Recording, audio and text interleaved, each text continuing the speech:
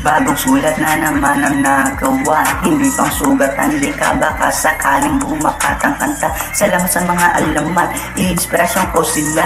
Ang daming Pilipino mauusay sa talento. Grabe ang mga kanta na lika, hindi invento. Mga linya nila ay mga nangyayaring totoo. Napakahusay, hirap maihanay ang sarili ko habang ako eto ginagawa ko silang tulay. Mga musikero nagamit kong gabay sa pagkamit ko ng tagumpay. Sana mapasa kamay, natural lang sumablay hanggang makuha ko ang tunay kong estilo. Isa-isahin damahin mga awitin ng aking mga idolo. Lakas ng dating, napakagaling ng mga musikero. Kapag gumawa ng kanta dapat galing sa puso.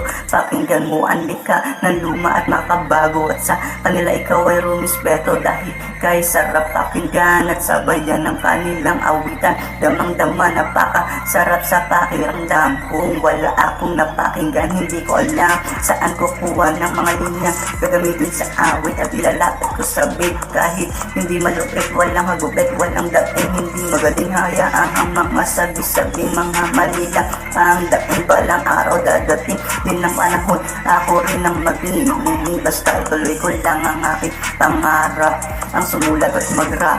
Ito ang aking pangarap, ang mag-rap.